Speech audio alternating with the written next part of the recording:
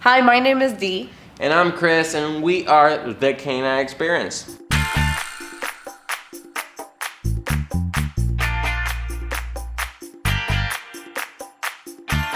Thank you so much for interacting with us, asking your question. Yeah, we got a couple really cool questions, so we're just gonna jump right in and answer them. Let's do it. First question, best disc for beginners? So it depends on the dog. It always depends on the age of your dog, the bite of your dog, but there's two discs from Hero Disc that we prefer the best. Like she said, it's a different mouth, different bite. But we like to start with soft disc. Why? Because some dogs get a little bit sensitive in the beginning. So for us, we use these two discs. If your dog is a puppy or a small dog, we will use an Atom. We prefer the soft Atom because it's a very flexible and chewy disc. So usually dogs like to bite onto it and grab and not let go, and that's exactly how you want to start. When you have big dogs, they'll destroy the Atom, so you go a little bit bigger. For that, we prefer the Super Aero. It's still on the chewy side, but harder, and for big dogs, it's just perfect. Give advice for wraps for leg support. So I'm guessing what this means is you're getting your legs scratched by your dog, which is super normal when we start. There's really no easy way to go around it. When I first started, I went to Walgreens and I bought the wraps that people use to exercise so their thighs will sweat. Eventually, once the placement of the disc and your timing is right with your dog, you'll be fine. You won't get bad You scratches. shouldn't even feel it. I do know a couple of companies also make leggings with padding. I've never had experience with them, but I know they're out there. What's the best disc for a dog with a hard bite? So when we have a dog with a hard mouth, we upgrade. We go straight to the Big dog discs. Yes. So we either, any of the super, so in Hero Disc, a disc that says super means it's on the harder side, a little bit more durable, let's put it that way.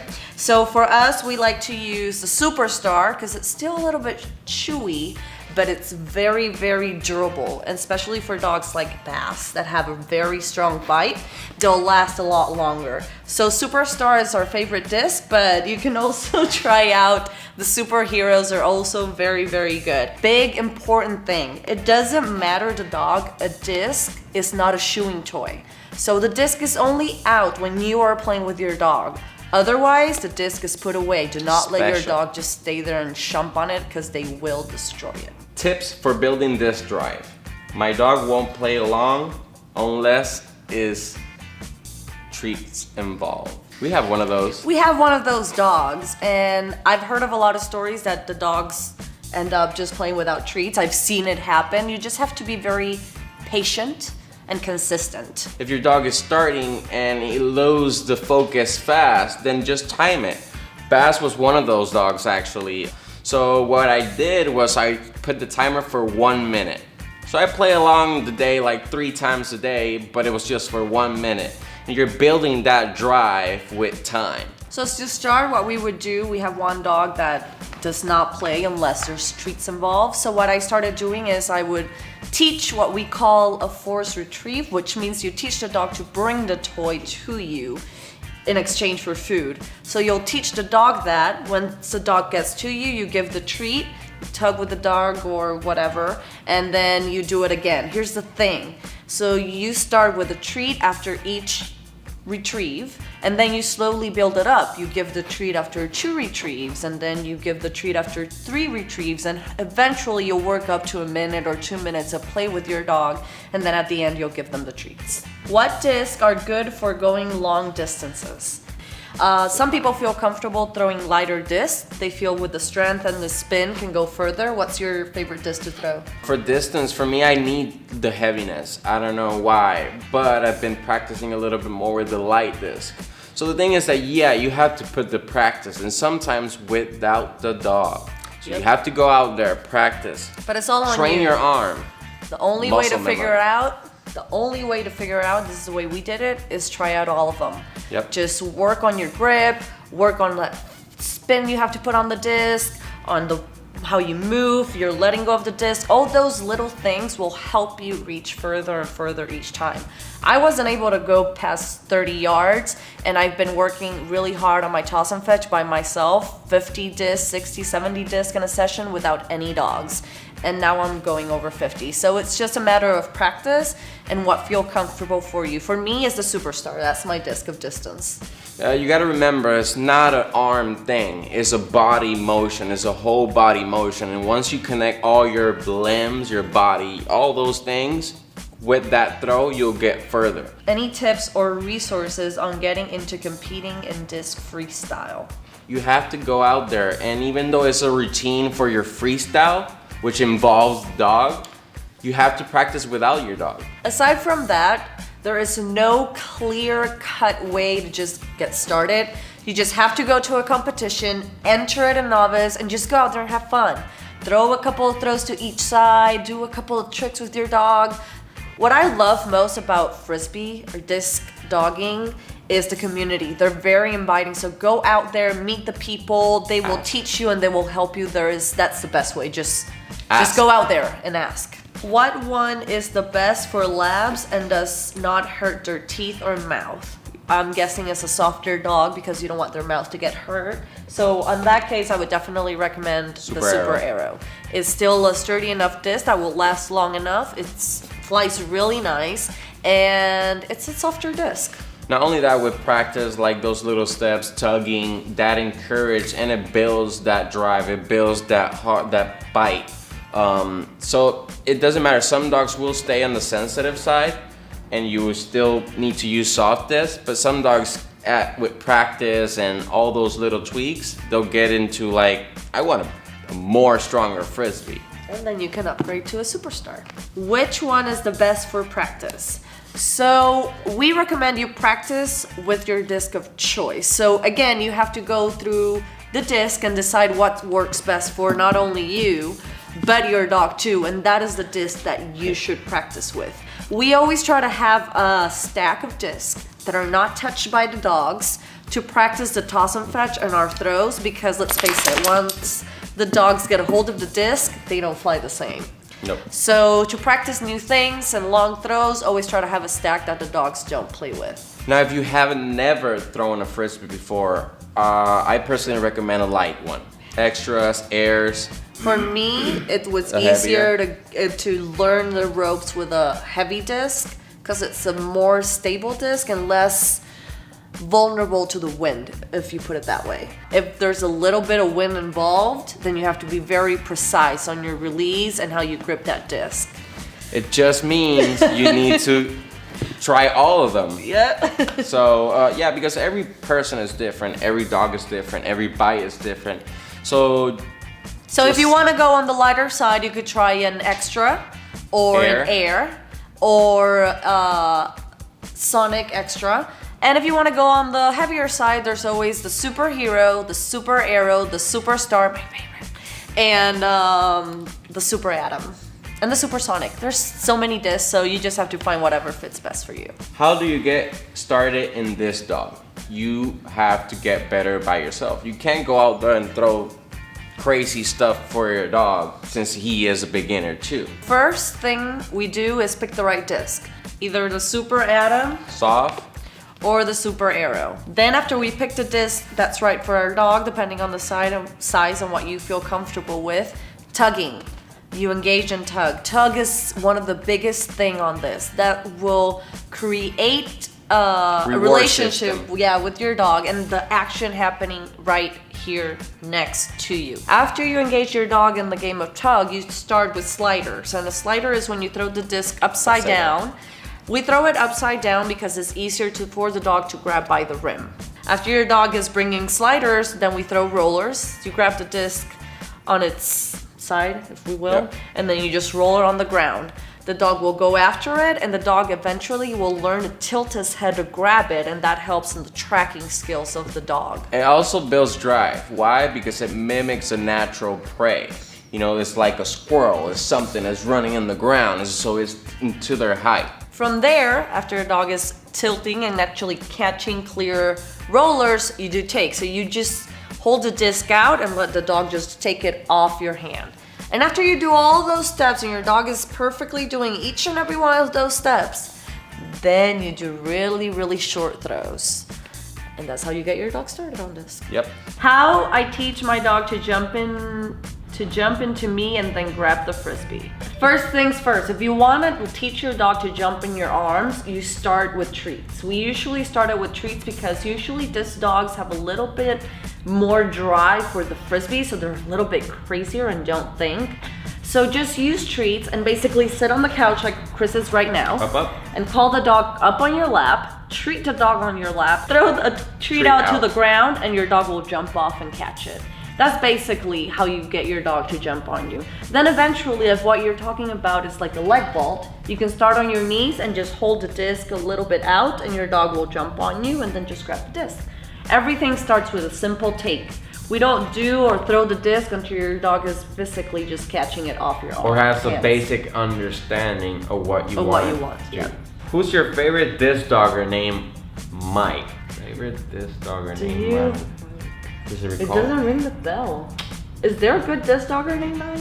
Oh well, let's just go to the Yeah, next we'll one. just go to the next one. How do you create and practice your freestyle routine? Everybody's different. Yep. So she has a way of doing it, I have a way of doing it. So what you do is you would grab a piece of paper and write on it every trick you can do with your dog. My dog knows how to spin. My dog knows how to weave. My dog knows how to do a leg vault, a back vault, and over. You write all of that. Get creative with it. Maybe I can do a spin into a flip and then a vault.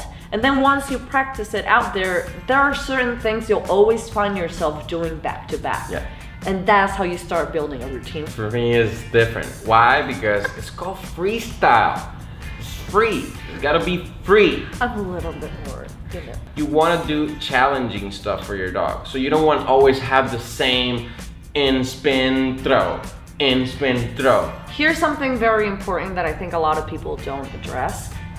Every dog is different. So try to play for your dog. Yeah, not true. every dog does big overs, not every dog does big flips. That's true. So remember that the sport is all about that connection you make with your dog and wanting your dog to do good, not crash your dog, wanting your dog to look good out there. So play for your dog, do what works for your dog.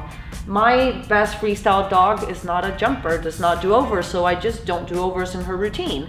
And I do other stuff that makes her look good in that routine. Totally true. If that makes sense. Yep. How do I switch from rollers to real throws? So the next step, like she said, of rollers are takes. Take is just chicken it out of your hand. So you basically hold it out. Please watch your fingers. Just hold it out and the dog just grabs it out of your hand. If your dog knows to stay, you can have them on a sit, stay, and then encourage them to come and grab it and take it. If not, you can have them being far away by throwing a roller, and then as they're coming forward, then you can have it for a take. Ideally, your dog should know at least a basic obedience, and that way the getting better in the disc dog world will be a lot easier. After your dog is catching or grabbing the takes off of your hand, then you just do really, really short throws. I'm talking about a foot or 2 feet away from you. What are the top 5 mistakes newbies make?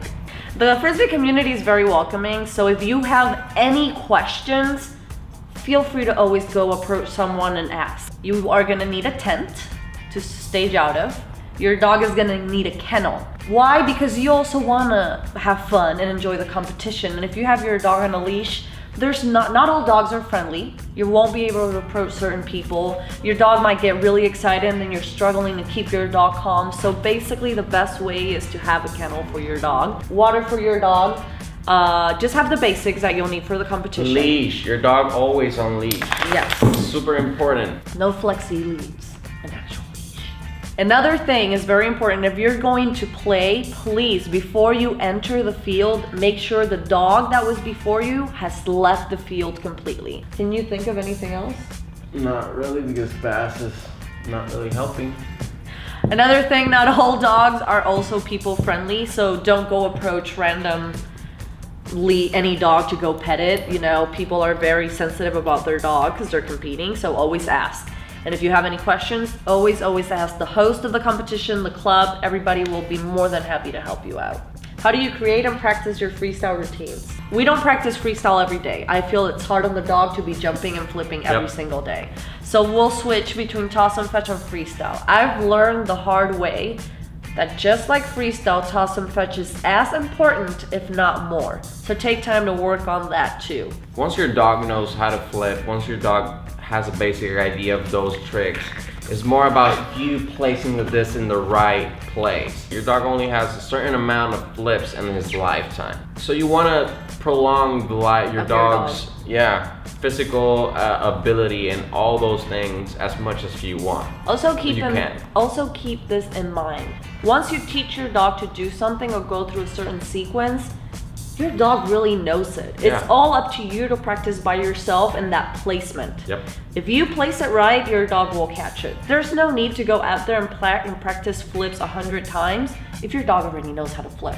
There's no need to go out there and practice vault 10 times if your dog already really knows how to vault. It's all about you. You go out there by yourself and work on that placement in the wind, without the wind, in different directions. So when your dog is out there, he'll get that catch the right way. Is there any way to work on getting my dog to have more height when he catches? Some dogs are just grounded, but to be honest, that's even better. Yeah. Because that gives a dog a lot more accuracy at the moment of catching. Especially on toss and fetch. There's no over jumping the disc or anything like that. He'll just track and wait for that disc. The whole point of this dogging is catching the frisbee. But some dogs mature into it. Yeah. We've had dogs that at the beginning of their career would not jump, and now they're leaping.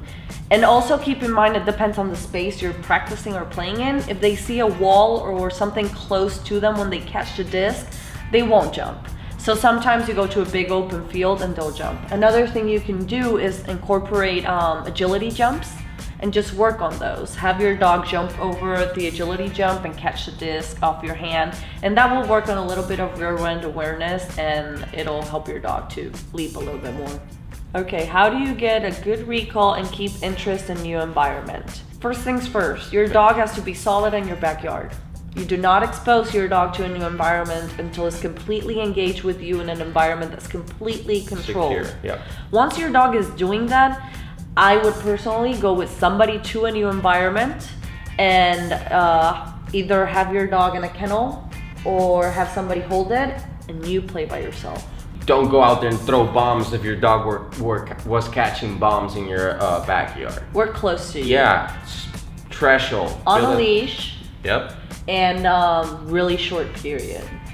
Let's say if it's the first time, you work probably 30 seconds trying to engage with your dog. And if for some reason you go out there and inside of you, you know your dog is not even gonna look or pay attention to the disc, don't bring it out. Don't even try it, yeah. Don't expose your dog to fail. Make sure the first time you bring that disc out, the dog's gonna want it. That's actually one of the mistakes. We put expectation first, then the relationship. So another thing is that before even going out, oh, I'm in the park, I'm gonna go throw. No, go out there, let them potty, smell the surroundings, everything. Let them get used to it. Exactly. You could probably do that a couple times before actually bringing a disc out to that new environment. Yep. Absolute favorite disc. Oh, come on. Everybody knows this. There is nothing prettier and sexier than a bottom super swirl. Oh my god. They're just sexy. They look so amazing on pictures and videos. Well, that's a top. This is a top die swirl. Why the bottoms die? Because for us, we think sometimes in those situations, the dog can see it better. It gives a better target for the dog. Okay, what training treats do you recommend? Okay, so when you train new stuff, you go through a lot of treats. So what we do is we actually use their dog food. You don't want to give your dog a lot of treats with good proteins, with a lot of calories and all that stuff, because then you have to give them a lot less. So that's why we use food, dog food. Their dog food.